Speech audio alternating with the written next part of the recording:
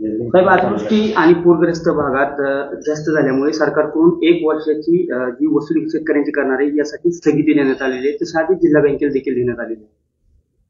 जसे की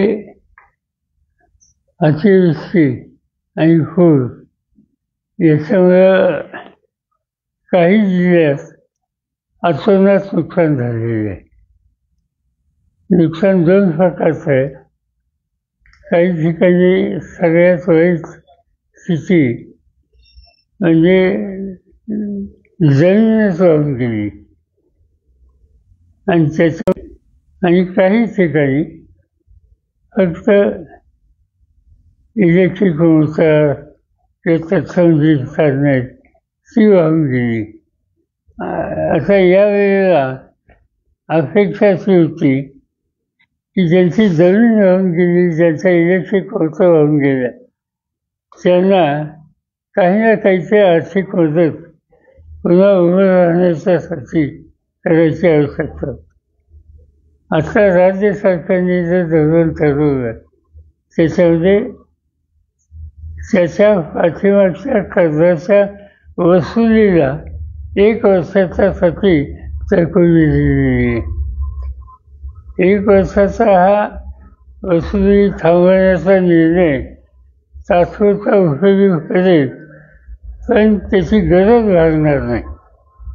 आणि मला असं वाटतं की याच्यामध्ये शेतकऱ्यांचं जे आर्थिक नुकसान झाले ते पाहिल्याच्या नंतर त्याची काही रक्कम ही सरकारने द्यायला हवी होती आणि काही रकमेच्यासाठी व्याज माफ करून दीर्घ हप्ते हे दिले असते तर शेतकऱ्यांना त्याची अधिक मदत झाली असते. आज ही पुरेशी आहे असं मला वाटत नाही.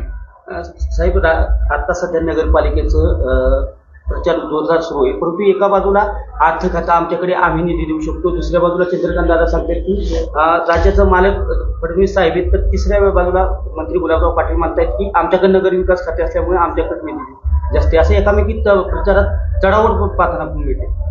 नाही म्हणजे जी काही चढाव चालली ती पैसे किती द्यायचे मत मागतो. मी कामावर नाही मागत, मी पैसे देईन, मी निधी देईन. ही काही गोष्ट चांगली नाही. म्हणजे शेवटी आजचं कारण आणून निवडणुका जिंकायच्या हा दृष्टिकोन असेल तर त्याचं भाषण केलेलं बरं. साहेब, स्थानिक स्वराज्य संस्थेच्या निवडणुकीसंदर्भात शुक्रवारी अंतिम सुनावणी होती. नगरपालिकेच्या निवडणुकीच्या एकंदरीत चिन्ह वाटप झाले. पुन्हा एकदा ती आरक्षणाची मर्यादा ओलांडल्यामुळे शुक्रवारी अंतिम सुनावणी होती. काय स्थानिक स्वराज्य संस्थेच्या निवडणुका पुन्हा एकदा होतील का, काय सांगता येते. कारण सुप्रीम कोर्टाचं अप्रोच हा फार स्ट्रॉंग दिसतोय आणि त्यामुळे त्यांचा अंतिम निर्णय या 2-3 दिवसात काय होईल हे सांगता येत नाही.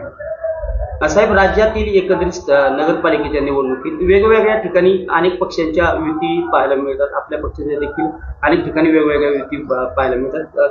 का ही स्थानिक पातळीवर परिस्थिती असं आहे की खरं सांगायचं ज्या ह्या स्थानिक निवडणुका असतात